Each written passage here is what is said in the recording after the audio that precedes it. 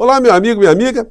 Até a hora do inelegível prestar contas com a justiça brasileira, ser sentenciado e finalmente ser remetido para uma cadeia, espaços como esse nosso aqui do Portal do José não podem deixar esquecer aquilo que se passou no nosso país.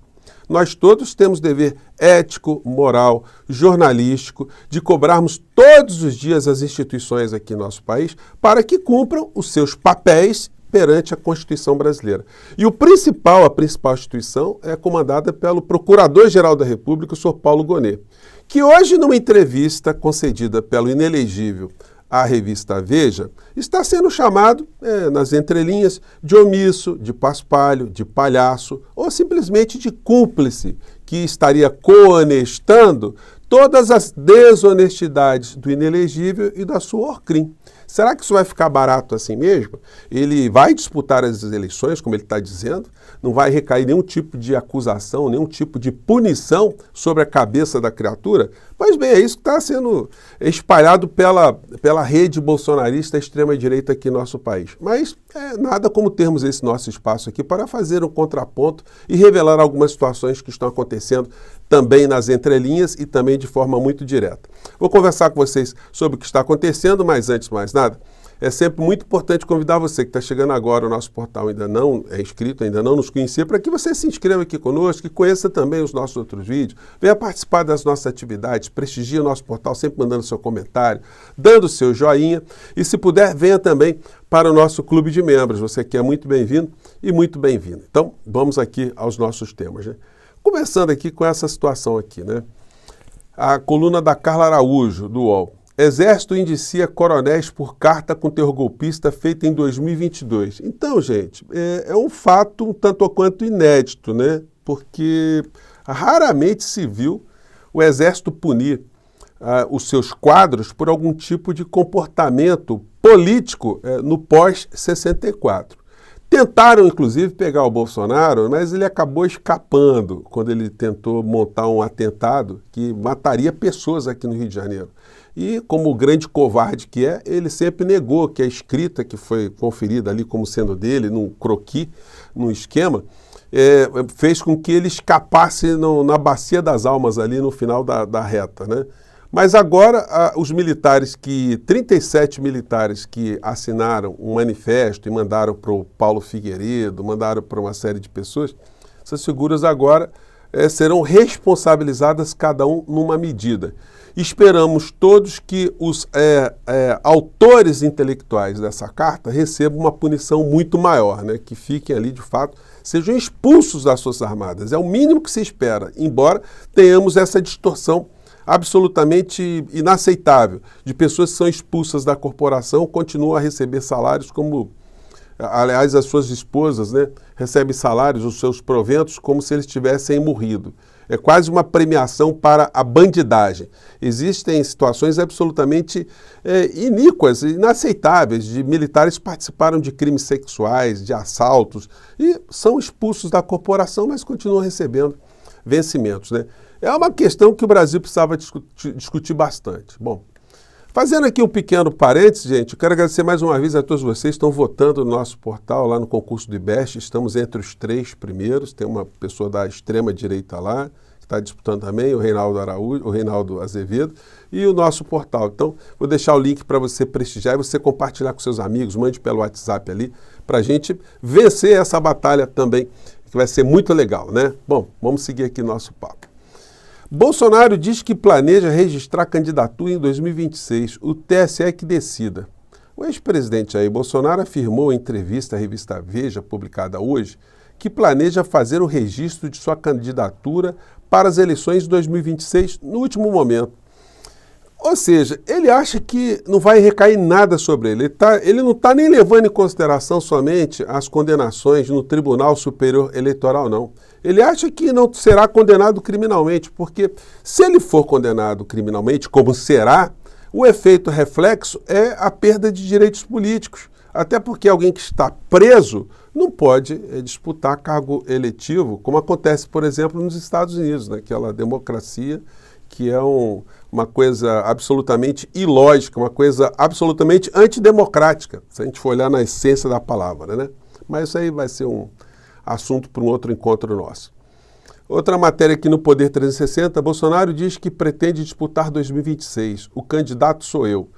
Ex-presidente declara sua inelegibilidade não tem cabimento e que outros nomes da direita não têm chance. Ele está criando uma cisânia entre a extrema-direita também, porque as pessoas no campo da racionalidade sabem que ele ficará inelegível, permanecerá inelegível e sofrerá condenações criminais. Então, está uma conversa aí realmente de gente que vive no mundo paralelo da Terra plana, né? Então, senhor Paulo Gonet, ele está, me desculpem, tá, gente? Ele está chamando o Procurador-Geral da República de trouxa, de omisso. Do tipo, olha, ele não vai fazer nada comigo, né? Tá lá, enfim, não vai acontecer nada, não vou responder por nada, não tem crime nenhum que vai para frente. Isso faz com que muitas pessoas do nosso país tenham esse sentimento, que de fato a justiça não anda, as coisas não funcionam. E hoje, só para retomar também esse capítulo de figuras que estão prestando contas, será retomado no Supremo Tribunal Federal o julgamento de um recurso do Collor de Mello. Um recurso ali que visa protelar a ida dele para a cadeia também. Vamos aguardar o que vai sair do Supremo Tribunal Federal e vamos ver se vai ter mais algum ministro que vai querer jogar essa história um pouco mais para frente. Porque aí eu vou dar razão às pessoas que dizem que, olha, bandido aqui de extrema-direita no Brasil não realmente escapa, né? Se depender da gente, não vou escapar, não. Por isso que a gente cobra todos os dias do senhor Paulo Gonet para que cumpra a sua missão, né? Bom, a extrema-direita está perturbada, né? O senhor Silas Malafaia não está falando absolutamente mais nada, provavelmente não vão querer fazer mais manifestação nenhuma, parou de xingar o ministro Alexandre de Moraes, a coisa deu uma assentada. Então agora é a hora mesmo da justiça do nosso país botar essa fila para andar e botar essa gente toda para ser julgada, para serem remetidos para a cadeia, para se somarem aos que estão lá na Papuda e na Colmeia, né? Bom, e aí fazendo aqui uma abordagem de um outro tema, que movimentou muitos meios de comunicação, ontem houve uma reunião do presidente Lula com vários governadores para tratar de segurança pública. Foi apresentado um projeto de uma PEC, Projeto de Emenda Constitucional. O que diz a PEC da segurança pública proposta do governo Lula para combater o crime organizado? Gente, tem uma série de medidas ali que são medidas racionais. Por exemplo, se ter uma uniformização das identidades no Brasil, uma coordenação das identidades das pessoas, né? Uma coordenação das secretarias de segurança para compartilharem dados. Eu acho até que não era necessário se ter uma medida uma medida constitucional. Isso poderia ser um projeto de lei, alguma coisa assim nesse sentido, para uniformizar isso de uma forma mais rápida. No entanto, foi aberta ali a possibilidade dos governadores criarem uma comissão e proporem uma série de medidas para que sejam acopladas essa PEC, esse projeto de emenda constitucional. Agora, várias questões foram levantadas nessa reunião de ontem, como, por exemplo, o sistema penal brasileiro, a legislação brasileira. Tem uma oportunidade também para que vários projetos de lei que cuidam de legislação penal que estão no Congresso, elas sejam condensadas e aí sim se faça uma PEC tratando desse assunto de um modo geral. Existem muitas discrepâncias em relação ao sistema penal brasileiro. Nós temos masmorras lá que estão apinhadas de pessoas aguardando julgamento ainda, por incrível que pareça, mas existem muitas pessoas que estão na cadeia por erros judiciários, pelo sistema penal brasileiro, processual penal, contém uma série de problemas, tem uma série de criaturas que estão soltas, que deveriam estar presas, uma série de reincidentes, uma série de delitos que propiciam que pessoas cometam várias vezes o mesmo delito e estejam soltas depois de uma audiência de custódia. Então tem muitos problemas que poderiam ser jogados ao debate agora para termos de fato uma ação do governo que seja mais efetiva, seja mais visível, para que a sociedade perceba que o governo está fazendo. Sobre esse particular, hoje tem uma matéria, aliás, uma coluna aqui no Valor Econômico, da Andréa Jubé. Ela tem esse título aqui, ó. E é muito oportuna, porque ela toca no assunto que a gente tem tocado aqui sempre também. PT cobra projeto de país da gestão Lula 3.